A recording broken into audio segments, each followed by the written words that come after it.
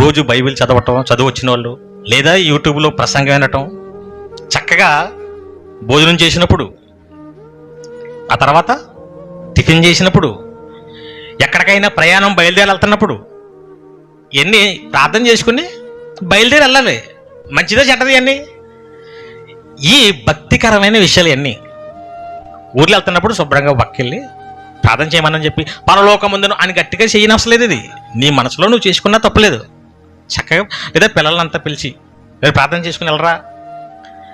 ఇవన్నీ అసలు వినపడతాయి, మన ఇంట్లో వినపడతాయి అన్నీ. ప్రార్థన చేసుకుని వెళ్ళి బాబా, ప్రార్థన చేసుకుని భోంచేయరా, ప్రార్థన చేసుకుని బయలుదేరరా. అసలు మనకి సంబంధం లేని విషయాలు ఇవన్నీ ఎవరో చేసుకుంటారు, వాళ్ళు ఎవరో.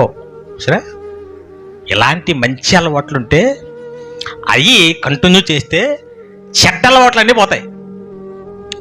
అలాంటి టైంలో ఒకవేళ ఏదైనా పొరపాటున మనం చిన్న పొరపాటు చేస్తే దేవుడు ఏం చేస్తాడు? ఇన్ని మంచి అలవాట్లు ఏదో చిన్న పొరపాటు చేస్తే క్షమిస్తాడు.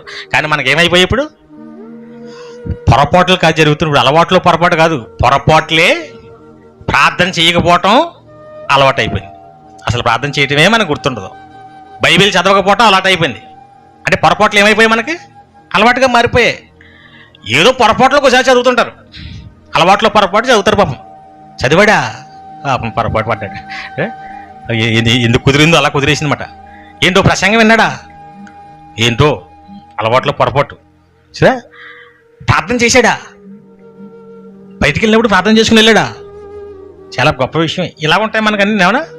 కాబట్టి ఈ టైపులో ఉండకుండా యేసుక్రీస్తు వారికి కలిగిన అలవాట్లు మనం కలిగి ఉండాలి.